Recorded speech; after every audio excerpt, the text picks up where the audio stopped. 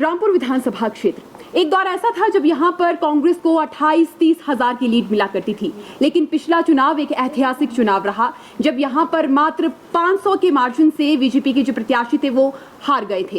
हालांकि उसके बाद कांग्रेस को जो पटकथा थी दोबारा से लिखनी पड़ रही है। इस चुनाव में कितनी चुनौतियां हैं उसे लेकर भी बातचीत करेंगे। आज हमारे साथ बीजेपी प्रत्याशी रामपुर बुशहर से कौल सिंह नेगी है, उनसे बातचीत करते हैं और जानते हैं कि लोकसभा चुनाव को वो किस तरह से देख रहे हैं, उनके सामने कितनी सब चुनौतियां हैं। इसी चीज को लेकर हम लोग चर्चा करेंगे उनसे। सबसे पहले तो आपका बहुत बहुत स्वागत है। बहुत बहुत धन्यवाद। क्या लग रहा है सर, किस तरह से देख रहे हैं इन चुनावों को आप? ये चुनाव देश का चुनाव है और देश के नेतृत्व के आधार पर चुनाव लड़ा जा रहा है। और आज भारतीय जनता पार्टी नरेंद्र मोदी जी के नेतृत्व में चुनाव लड़ रही है और मुझे लगता है कि पूरे देश में एक मोदी जी का एक वातावरण चल रहा है और देश के नागरिकों ने मन बना लिया है कि मोदी जी को तीसरी बार देश का प्रधानमंत्री बनाना है। तो मुझे तो आज एक तरफा चुनाव दिख रहा है कि हमने तो अब की बार 400 पार की लड़ाई लड़ रहे हैं और वहीं विपक्षी दल तो अगर बात करेंगे तो अभी 50 पार की लड़ाई लड़ रहे हैं। तो इस नाते मुझे लगता है कि एक हम मोदी जी की नीतियों के आधार पर जनता के बीच में जा रहे हैं। नेगी जी, बहुत सी बातें निकलकर सामने आ रही है। रामपुर में हम दौरे कर रहे हैं, हम देख रहे हैं कि जो कांग्रेस है वो भी घर घर जा रही है। आपका प्रचार भी हमने देखा, आप लोग भी नुक्कड़ सभाएं कर रहे हैं, लोगों को बताने की कोशिश कर रहे हैं, योजनाएं बता रहे हैं, बहुत सब चीज़ें हैं। ये चुनाव बहुत ज़्यादा क्षेत्रीय चुनाव बन चुका है, लोकसभा चुनाव कम लग रहा है। ऐसा लग रहा है कि पंचायत लेवल का चुनाव आप लोग लड़ रहे हैं। क्या समझ रहे हैं इन सब? मुझे लगता है कि जो कांग्रेस के प्रत्याशी है वो रामपुर से है और रामपुर में जिस प्रकार से आज से पहले एक इमोशनली बातें करके रामपुर की जनता का वोट हासिल करने का प्रयास पहले भी हुआ है और उस प्रयासों में सफलता उनको मिली है पहले, और आज भी वही प्रयास चल रहा है। लेकिन आज गौर करने वाली बात यह है कि आज से पहले कांग्रेस के जो प्रत्याशी है उनकी 2 या 3 रैली रामपुर में होती थी और वहाँ पर जनता को बात करते थे, इमोशनली बात करके उनको वोट मिल जाते थे। लेकिन आज पहली बार ऐसा हो रहा है कि रामपुर के जो कांग्रेस के प्रत्याशी उनका पूरा का पूरा परिवार लगा है, छोटे छोटे गांव में जा रहे हैं, एक एक व्यक्ति से मिल रहे हैं। उन्हें भी असल में ध्यान में आ गया है कि अब ये लड़ाई जो है आसान नहीं रही है और रामपुर की जनता ने भी मन बना लिया है कि हमने विकास देखना है और विकास देखना है तो मोदी जी ने जिस प्रकार से काम किए तो मोदी जी के साथ आज जनता खड़ी होती दिख रही है। तो मतलब आपको लगता है कि रामपुर की जनता ने अभी तक विकास नहीं देखा? आज़ादी के बाद रामपुर बुशहर में एक तरफा राज रहा कांग्रेस पार्टी का और बीच में निजू राम जी का कार्यकाल को छोड़े तो आज तक कांग्रेस पार्टी का ही विधायक यहाँ से रहा, 8 बार सांसद यहाँ से चुना, 6 बार के मुख्यमंत्री यहाँ से रहे। और आप भी आज गांव-गांव में जा रहे हैं, सड़कों की जो हालत हमारी है, मुझे लगता है कि कई गांव ऐसे आज है रामपुर में जहां सड़कें नहीं पहुंची है। 15-20 के कई गांव हैं, नंती टिक्कर है, आपका मशनू का छोराबाई गांव है, आपका रामपुर के जो साथ लगता है नगर परिषद के साथ सनातली गांव है, 5 किलोमीटर मुश्किल से दूर होगा। आज तक वो लड़ाई सड़कों की लड़ रहे हैं। तो मुझे लगता है कि विकास का जो आधार है वो सड़कें हमारी, जहाँ सड़कें ही नहीं पहुंची तो विकास की बात कैसे कर सकते हम? तो आपको लगता है कि विकास नहीं हुआ है? विकास देखो, अधूरा विकास मैं कहता हूँ। देखो विकास, सड़कें, ये स्कूल बनने, हॉस्पिटल, PSC CSC खुलना वो अलग बात है, वो पूरे प्रदेश भर में हुआ है, वो रामपुर की बात नहीं है। जो मुझे लगता है कि विकास जिस प्रकार से यहाँ पर होना चाहिए था, जिस प्रकार का नेतृत्व, पूरे प्रदेश का नेतृत्व लंबे टाइम तक रामपुर से रहा, उस प्रकार का विकास हमें देखने को नहीं मिल रहा है।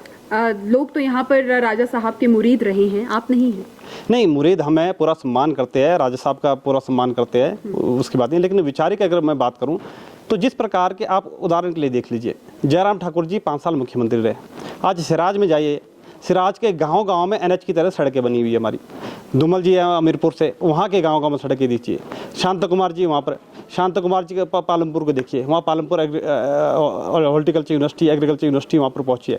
रामपुर में ऐसा क्या काम हुआ कि जिसको हम बोल सकते हैं, ऐसी क्या उपलब्धि हमारी रामपुर में कि जिसको हम कह सकते हैं? रामपुर में अगर विकास की हम बात करें, रामपुर का जो हॉस्पिटल है और रामपुर का जो मिनी सेक्रेटरी है, बड़ी बड़ी बिल्डिंग हमें दिख रही होने सारे, वो पूरा का पूरा नथपा जागड़ी प्रोजेक्ट की देन है। प्रोजेक्ट का पूरा पैसा वहाँ पर लगा है। लेकिन जो सरकार के माध्यम से होना चाहिए था, जिस प्रकार का विकास होना चाहिए, मेडिकल कॉलेज की बात चल रही है और मेडिकल कॉलेज केवल मात्र चुनावी मुद्दा कांग्रेस ने बनाया है। विधानसभा का चुनाव था, विधानसभा के चुनाव में कांग्रेस के प्रत्याशी ने उस समय कहा था कि जैसे ही हमारी सरकार आएगी मेरी पहली प्राथमिकता ये होगी, एक तो रामपुर को जिला बनाएंगे और रामपुर में मेडिकल कॉलेज खोलेंगे। लेकिन 16 महीने हुए, 16 महीने में एक भी प्रयास मेडिकल कॉलेज खोलने के लिए नहीं हुए, ना कोई पत्र सेंट्रल गवर्नमेंट में गया, ना इस तरह के प्रयास किए। मुझे लगता है कि रामपुर की जनता को आज तक केवल मात्र वोट हासिल करने तक ही समझा है, और असल में अब लग रहा है कांग्रेस को कि नहीं, अब हमें काम करना पड़ेगा, हमें जनता के बीच में जाना पड़ेगा, क्योंकि जनता आज जागरूक हो चुकी है। तो देश में मोदी मैजिक चल रहा है, रामपुर में कॉल मैजिक चलेगा क्या? क्योंकि पिछले चुनावों को देखा है हमने बहुत करीबी से, तो आप बहुत अच्छा किए थे उस चुनाव में। मुझे लगता है कि आज भारतीय जनता पार्टी का बूथ स्तर पर कार्यकर्ता बहुत ही सुदृढ़ हो गया है।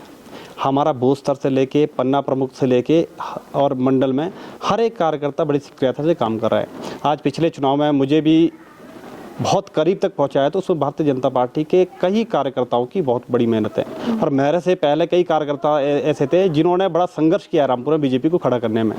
तो आज उसी संघर्ष की सफलता है कि हम काफ़ी हद तक सफलता के बहुत करीब पहुंचे हैं, और मेरा मानना ये है कि आज जनता भी समझ चुकी है, जागरूक हो चुकी है सारी चीज़ें, कि आज वो जान रही है कि जो व्यक्ति काम करने वाला है, जो पार्टी विकास करने वाली है, उसको समर्थन देना चाह रही है।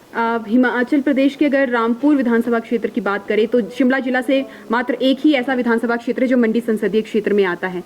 ऐसे में कांग्रेस का जोर है कि यहाँ पर 40,000 प्लस की लीड ली जाएगी। आप कितने पर रोकने की कोशिश कर रहे हैं? मुझे लगता है कि यहाँ से हम लीड लेंगे। आज नरेंद्र मोदी जी की योजनाओं का लाभ हर परिवार ले रहा है। आज किसानों को किसान निधि मिल रही है 6,000। आज हर घर तक नल के माध्यम से पानी पहुंचाने का काम नरेंद्र मोदी की सरकार ने किया है। आज गांव के गरीब लोगों को 5 लाख तक का मुफ्त में इलाज हो रहा है। आज गांव के गरीब लोगों को हर महीने मुफ्त का अनाज मिल रहा है, मुफ्त का इलाज हो रहा है। मुझे लगता है कि मोदी जी के साथ आम जनता खड़ी है आज, और मोदी जी की गारंटियों पर विश्वास है। कांग्रेस की गारंटी को वो देख चुके हैं। 16 महीने पहले उन्होंने गारंटी दी थी, एक भी गारंटी धरातल पर नहीं पहुंची है। और मोदी जी को पर विश्वास है, और ये चुनाव लोकल चुनाव नहीं है, ये चुनाव देश का चुनाव है। देश का चुनाव है, तो आप व्यक्तिगत तौर पर सिर्फ मोदी के नाम पर ही क्यों वोट मांग रहे हैं? क्योंकि कंगना को हमने देखा, कंगना के प्रचार में भी मोदी है, आपके प्रचार में भी मोदी नजर आ रहे हैं। मैं आपको कह रहा हूँ, ये लोकसभा चुनाव देश के प्रधानमंत्री को चुनने का चुनाव है। हमारा वोट जाएगा सांसद को, और सांसद का वोट प्रधानमंत्री को चुनेगा। तो मुझे लगता है कि प्रधानमंत्री को चुनने का चुनाव है, तो प्रधानमंत्री के नाम से भारतीय जनता पार्टी चुनाव लड़ रही है। क्योंकि इसलिए लड़ रही है क्योंकि हमारा नेतृत्व वो कर रहे हैं। कांग्रेस का नेतृत्व राहुल गांधी कर रहे हैं, और राहुल गांधी के नाम से वोट मांग रहे हैं। आज कांग्रेस के लोग बोले राहुल गांधी के नाम से वोट मांगे, केवल मात्र इमोशनल बातें करके वोट मांग रहे हैं, विकास की कोई मुद्दा नहीं कर रहे हैं। हम तो जो काम किया है मोदी जी सरकार ने, वो उस काम को जनता के बीच में ले जा रहे हैं। उस काम के आधार पर जनता का आशीर्वाद ले रहे हैं कि ताकि आने वाले 5 सालों में नरेंद्र मोदी जी को फिर से तीसरी बार प्रधानमंत्री बनाएं। मोदी मंडी आए थे, कितना फैक्टर चला आपके हिसाब से? मुझे लगता है कि जिस प्रकार का जन सैलाब वहाँ पर था, जितने लोग पंडाल में थे उससे ज़्यादा लोग बाहर थे, और सबको मालूम है कि मोदी जो बोलता है वो करता है, और मोदी जी के ऊपर विश्वास है। और लोगों ने मन बना लिया है, मंडी की जनता ने मन बना लिया है कि आएगा तो मोदी, और मोदी आएगा तो मंडी की जनता, रामपुर की जनता ये गलती कभी नहीं करेगी कि मोदी के विरोधी व्यक्ति को दिल्ली भेजे। रामपुर की जनता और मंडी की जनता विकास करना चाहती है, रामपुर का विकास करना चाहती है, मंडी का विकास करना चाहती है। वो विकास तभी होगा जब मोदी जी के साथ वाले व्यक्ति को दिल्ली भेजेंगे, सांसद भेजेंगे, वो मोदी जी के साथ बैठे, बात करे, हमारी समस्या को उठाए। विपक्ष का व्यक्ति को भेज कर मुझे लगता नहीं है कि कोई अच्छा या कोई सफलता रामपुर या मंडी के लोगों के लिए मिल सकती है। कहा जा रहा है कि जो ये चुनाव है ये विक्रमादित्य और कंगना रनौत के बीच नहीं, बल्कि विक्रमादित्य और जयराम ठाकुर के बीच है। आप कितना इससे मानते हैं कि ये सचमुच ऐसा है? क्योंकि आज साख बचाने की बात हो रही है। मुझे लगता है कि जिस प्रकार की जन सैलाब कंगना जी के कार्यक्रम में हो रही है, और कंगना रनौत जी को विरासत में कोई नाम नहीं मिला है। उन्होंने अपनी संघर्ष, अपनी मेहनत के कारण मुंबई जाकर बॉलीवुड में एक अलग नाम हासिल किया है। 4 राष्ट्रीय पुरस्कार मिले, पद्मश्री अवार्ड मिला, और पूरे देश भर में हिमाचल प्रदेश का नाम रोशन किया है। और किसी के दम पे नहीं लिया, अपने दम पे लिया है। और मुझे लगता है कि आज जो कुछ लोग ऐसे अपनी विरासत की राजनीति को आगे ले जाने में लगे हैं, और आज कंगना जी राजनीति में आए हैं, तो राजनीति में आने वाले समय में आपको बताऊं कि राजनीति में भी अलग नाम हासिल करेगी, क्योंकि अपनी बात को बेबाकी से रखती है और मजबूती से रखती है। और हमारी सांसद बनेगी तो सांसद बनके रामपुर की बात, रामपुर की आवाज़ को भी मजबूती से रखेगी। लोग तो कह रहे हैं कि उन्हें तो फुल टाइमर राजनेता चाहिए, ना कि अभिनेता। आप सोचिए, 2.5 साल पहले मंडी की जनता ने सांसद बनाकर भारी मतों से जिताकर भेजा था उनको। रामपुर की जनता ने लगभग बहुत आशीर्वाद दिया था उनको। 19,000 के आसपास के लिए। 19,000 के आसपास। पिछले 2.5 वर्षों में कितने बार वो जनता के बीच में रहे। पूरे प्रदेश में इतनी बरसात हुई, आज कंगना रनावत जी से पूछते हैं कि बरसात में कहाँ थे, लेकिन रामपुर की जनता पूछ रही है हमारे सांसद महोदय कहाँ थे, कितने गांव में गए, आए नहीं क्या? 1500 से ज़्यादा लोग बेघर हो गए, एक भी परिवार के पास हो नहीं गए, किसी गांव में नहीं गए, केवल मात्र अभी चुनाव के दौरान गांव-गांव जा रहे हैं। ये जनता सब कुछ समझती है, कांग्रेस के बोलने उसमें नहीं आने वाली है। और मैं आपको बताऊं, कंगना रनावत जी जीतेगी और फुल टाइम राजनीति में काम करेगी, जनता के बीच में रहेगी। कितना मार्जिन लेकर चल रहे हैं आप? अच्छा मार्जिन होगा यहाँ से। चलिए देखना रहेगा, ये तो 4 जून को पता चलेगा। कॉल जी बहुत बहुत शुक्रिया आपका, बहुत बहुत आपने धन्यवाद, समय दिया। बहुत बहुत तो ये हमारे साथ कॉल नेगी थे, प्रत्याशी है भाजपा के रामपुर बुशहर से, और आपने देखा उन्होंने हमसे बातचीत की। अब देखना रहेगा कि इनकी भविष्यवाणी जो है वो 4 जून को कितनी सफल होती है। अभी के लिए इजाजत चाहेंगे, नमस्कार।